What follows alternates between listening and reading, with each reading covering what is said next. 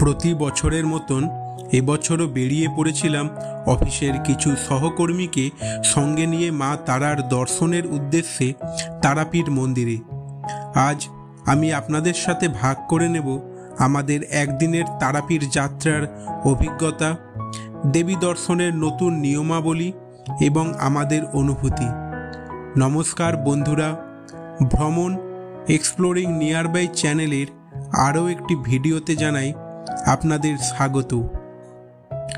তারাপীঠ মন্দির শুধু একটি মন্দির নয়, এটি ভক্তি, আস্থা এবং আধ্যাত্মিকতার কেন্দ্র। আর এই আস্থায় বিশ্বাস রেখে আমরা বেরিয়ে পড়েছিলাম এবারও। হাওড়া থেকে রাত 10:40 হাওড়া আজিমগঞ্জ কবিগুরু এক্সপ্রেস ধরে তারাপীঠ পৌঁছালাম তখন রাত 3:30। রাস্তার ধারে শাল গাছের সারি, হালকা কুয়াশায় মোড়া গ্রাম্য দৃশ্য এবং শীতল বাতাস আমাদের মন ভরিয়ে দিয়েছিল। মন্দিরে পুজো দেওয়ার জন্য যখন আমরা লাইনে দাঁড়াই, ভোর তখন ঘড়ির কাঁটায় 5টা। দিনটা ছিল শনিবার, তাই ভিড় ছিল সাধারণ দিনের তুলনায় বেশি। তবে মন্দির কর্তৃপক্ষ এবারে বেশ কিছু নতুন নিয়ম চালু করার জন্য এবারের পুজোটা বেশ কম সময়ের মধ্যে হয়ে যায়। এখানে উল্লেখযোগ্য নিয়ম পরিবর্তন কিছু করা হয়েছে, যেমন মোবাইল ফোন নিয়ে প্রবেশ নিষিদ্ধ। ভোর 5:30টায় সাধারণ পুণ্যার্থীদের জন্য পুজোর মন্দির খুলে দেওয়া হবে, যার ফলে সাধারণ পুণ্যার্থীদের পুজো দিতে তেমন কোনো অসুবিধাতেই পড়তে হচ্ছে না।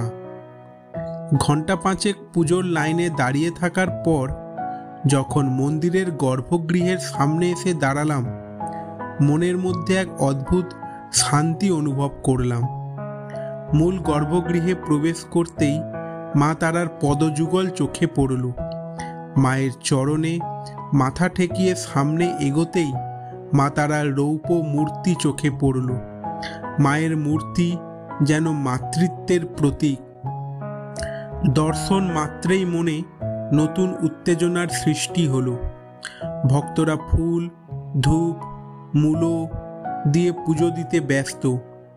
পুরোহিত পাণ্ডাদের কণ্ঠে জয় তারা, জয় মা তারা ধ্বনিতে গোটা পরিবেশ ভরে গিয়েছিল। আর এই পবিত্র মুহূর্তে মায়ের মূর্তির দিকে তাকিয়ে মনে হয়েছিল যেন সমস্ত দুঃখ কষ্ট দূর হয়ে গেছে। গর্ভগৃহ থেকে বেরিয়ে মন্দির প্রাঙ্গণে অবস্থিত অন্যান্য মন্দিরগুলি দর্শন করলাম, যেমন মায়ের ভৈরব চন্দ্রচূড়ের মন্দির, মায়ের আপন সন্তান বামাখ্যাপার মন্দির এবং মা চণ্ডীর মন্দির। ঘুরে দেখলাম নাট মন্দির, রান্না করার ঘর এবং বলি উৎসর্গের স্থান। জীবন্ত পুকুরের সামনে গিয়ে খানিকক্ষণ দাঁড়ালাম। ধূপ মোমবাতি জ্বালিয়ে দেবতাদের উৎসর্গ করলাম। দিনের শেষে মন্দির প্রাঙ্গণে কিছুক্ষণ বসে থাকলাম। মায়ের আশীর্বাদ ও সেখানকার শান্ত পরিবেশ যেন পুরো মনটাকে প্রশান্ত করে দিল। এই মন্দিরের একদিন কাটিয়ে যেন নিজেকে নতুনভাবে চিনতে পারলাম। মন্দির থেকে বেরিয়ে ঘুরে দেখলাম স্থানীয় বাজার ও সন্ধ্যায় শ্মশান ঘুরে দেখলাম।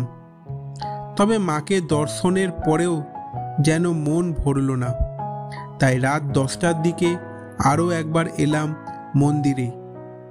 অনুমতি নিয়ে মন্দিরের ছবি ভিডিও তুললাম। মন্দিরের রাতের পরিবেশ যেন এক কথায় অনবদ্য। মায়ের পুনরায় দর্শন পেয়ে যেন মন ভরে গেল। এই ছিল আমাদের তারাপীঠ ভ্রমণের অভিজ্ঞতা। এর পরের ভিডিওতে আপনাদের সাথে শেয়ার করব তারাপীঠ মন্দির সংলগ্ন বাজার এবং শ্মশান বামাখ্যাপার কাহিনী।